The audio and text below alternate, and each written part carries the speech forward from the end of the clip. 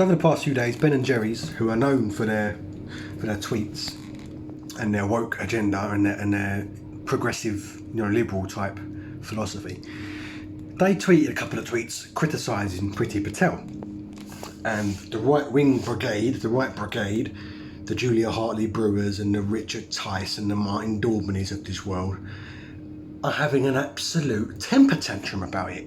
Boycotting, threatening to boycott Ben and Jerry's, pointing out that Ben and Jerry's were caught out exploiting migrant labour, which is a very valid point in and of itself.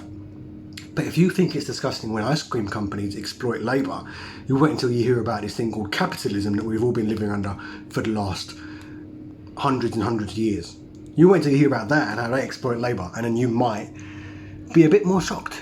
Now, Ben & Jerry's is one of these liberal companies that likes to jump on the bandwagon, and I'm not going to stand here and defend those guys, but arguably, if anything was going to make me want to buy Ben & Jerry's ice cream more, it would be the right-wing temper tantrum brigade throwing little tantrums over the fact that Ben & Jerry's criticised their precious Priti Patel and their precious Tory government. Well, newsflash, your Tory government is shit.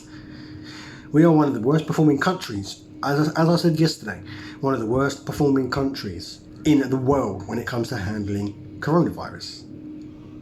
We are now in the biggest recession since 2009, which arguably was going to happen.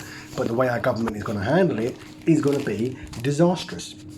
It's going to be absolutely shambolic. There's going to be more for the poor person to pay out, more for the people at the bottom of the ladder to pay out, less for the men at the top, because that's what they've been doing for the last 10 years. The last decade they've been in power, they've been handing off more to the people at the top and taking away more from the people on the bottom. And you think that somehow, because we're in the biggest recession since 2009, that they're going to, give the poor people more leeway, throw them a bone. It's not going to work like that. Because 2009 was the biggest recession since the 1930s, and they still spent a decade savagely cutting basic stuff that poor people need, stuff that poor people rely on, such as in-work benefits, such as support. Cutting the NHS, cutting the fire service, privatising the Royal Mail. They spent a decade cutting that, and you think it's going to be any different? The Tories have just caught on that austerity is a bad word, so they're going to drop the word. That's all there is to it. It's still going to be the same old shit that we've had for the last 10 years. Still going to happen. It's still going to take place. And Ben & Jerry's criticising Priti Patel for... Oh, God, right to your nose. Ben & Jerry's criticising Priti Patel for demonising refugees is, in my opinion, I fully agree with them. Don't agree always with their liberal policies towards things, the way they jump on the bandwagon. Don't know what that was.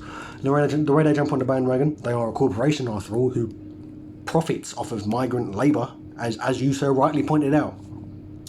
But they bang on the money. Priti Patel is demonising refugees to point the blame away from the Tory government for the fact that we have 1,000 new cases of COVID a day for the first time since June, distracting from the fact that we are now in the biggest recession since 2009. And I'm eager to see what's going to be slipped out under the radar while we're all looking at dinghies off the coast. What's going to be slipped out? What new policies are the Tories going to slip out for us? That's it. That's all there is to it. So you throwing a temper tantrum about an ice cream company, it's probably going to make me want to buy it more.